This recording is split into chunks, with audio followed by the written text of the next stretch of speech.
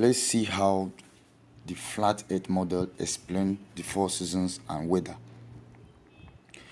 The 4 seasons and weather on a flat earth can be easily explained and understood. And it is perfectly explained what we actually see and experience. The sun is close and small and cycle around and above the flat earth in a spiral pattern on the Tropic of Cancer in the northern summer months, and then down to the Tropic of Capricorn in the northern winter months. So when the moon is further away from the North Pole, it's winter in the north and summer in the south. The sun cycles above the Tropic of Capricorn from December 21st to January 22nd. The sun cycles above the Tropic of Cancer from June 21st to July 22nd. The sun cycles above the equator during both the fall and spring equinox. In the winter months, as the sun cycles on the Tropic of Capricorn, it moves further because it has a further to go in 24 hours period. So that is why in the winter days are shorter and the sun is farther down in the sky, because it is farther away on the Tropic of Capricorn. The sun movement above flat earth also explains the 24-hour days in the summer and the endless night in the winter near the North Pole. As the sun cycles around the flat earth on the Tropic of Cancer, it is visible 24 hours a day to those who live near the cycle of its cycle. The flat earth in the enclosed in which the sun's path, the environment, and water creates the water cycle of respiration, evaporation, and precipitation.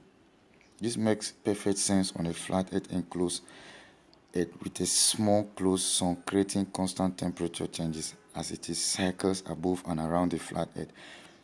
Transpiration is when plants release moisture into the atmosphere in a closed container. It creates the water cycle. You can see the water cycle diagram and how water condenses in the air from evaporation from ocean, lakes and streams, transpiration from plants, precipitation through surface runoff, and from groundwater. Evaporation, transpiration, precipitation is combined to create water cycle. Research and find out. These constant changes create weather. Weather is created by the close heat of the sun as it heats the water and the air. Masses of warm and cool air then move from place to place, creating winds. Because the sun is a close, small heat source, the water and air heat up fast and then cool down again as the sun moves at night. Constant heating and cooling of the air and water inside the closed or an enclosed flat earth create constant air movement and weather changes. This also creates changes in day and night temperatures and drastic temperature and changes we see in the seasons throughout the year. Furthermore, date and night cycles are easily explained on the flat earth. The sun moves in a cycle around the North Pole.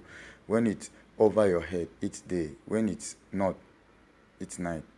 The light of the sun is confined to a limited area and its light acts like a spotlight upon the earth. The picture below illustrates how the sun moves and also how seasons work on the flat earth. The apparent effect of the sun rising and setting is usually explained as a perspective effect. You can see from the diagram the sun orbits at equinox, the sun orbits at a summer solstice. When the sun is farther away from the North Pole, each winter in the northern hemisphere and a summer in the southern hemisphere, a more simplistic picture can be found below. You can see spring, summer during the northern hemisphere, winter, and again flat earth proof sunset. The obvious does not lie. Everybody and every day when someone observes nature with an open and inquisitive mind, the earth is flat. One of the most apparent enduring realities of nature, the sun demonstrates each evening what society chooses not to see, or the fact that both sun and moon are the same size in the afternoon sky. Society stubbornly refused to acknowledge flat earth theory. This image demonstrates that the sun is smaller and much closer to the earth, where it orbits above its surface.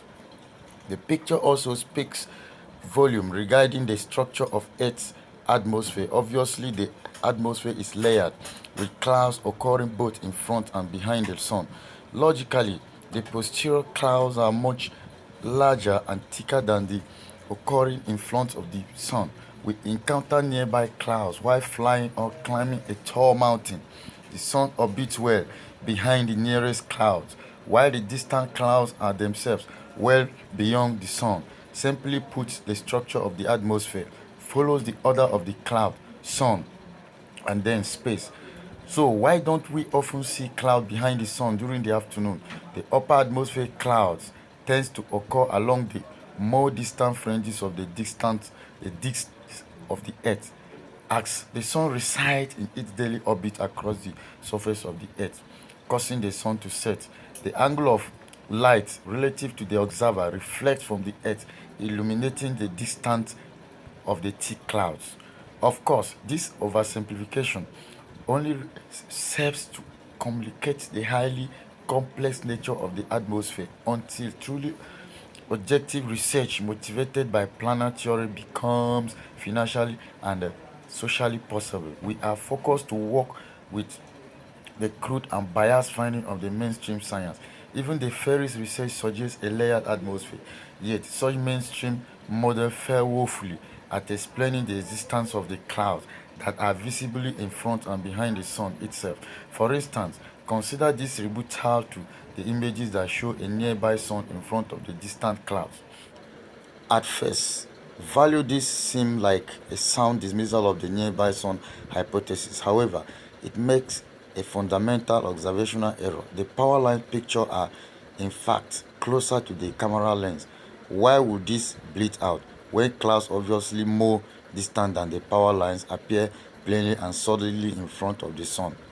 Clearly, something is going on here.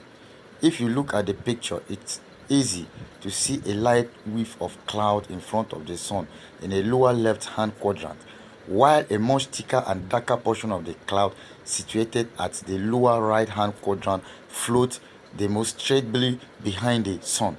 We see clouds in front and clouds behind. This rebuttal requires nothing more than open-minded observation to refute. Unfortunately, society and science is not open-minded. Ourselves, why the sun appears to rise and set. One of the common questions about the flat earth is how does the sun rise and set if the earth is flat? The answer is perspective. The sun is close and small and cycles around the flat earth on the Tropic of Cancer in the summer and then moves to the Tropic of Capricorn in the winter, creating the seasons. The cycling of the sun also creates day and night because the sun is small and illuminating locally. The way our vision works makes everything converge to a single vanishing point on the flat earth horizon, including airplanes and the sun. Artists understand this. Airplanes appear to drop below the horizon when in reality they are flying level to the flat earth and never dip their noses down to account for any supposed curves. It's the same with the sun.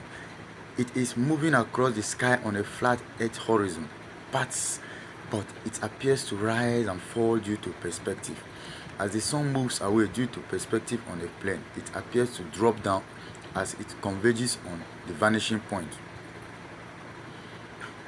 When the sun rises in the morning, its light is just coming into view. The sun's light then follows it as it journey away from you, appearing to descend below the horizon. In reality, it is not going down but moving away from you and going beyond the line of convergence and your eyesight. It takes its light with it. You can easily see this in a time-lapse video of the sun moving away, causing the sunset. If the sun was 93 miles away, the light will fade evenly on the horizon. This is depicted in NASA animation of the ISIS watching video sunset. In reality, however, this is not what we see. Instead of the distance of the sun creating an evenly fading sunset, we see a small light source illuminating locally and take its light with it moves away from our side of flat earth. In Alaska, day and night can both be seen at the same time because the location allows the viewer to see both the dark side of the flat earth and the light side. Everything we see is because we live on the flat earth. The endless days in Alaska are also because the sun is cycling around the North Pole on the Tropic of Cancer in the summer. The sun rising and setting is just the close small sun moving away on the flat earth and illuminating locally. Everything we see converges on the flat earth horizon to a vanishing point. The sun is small and it is lighting up half the earth at a time.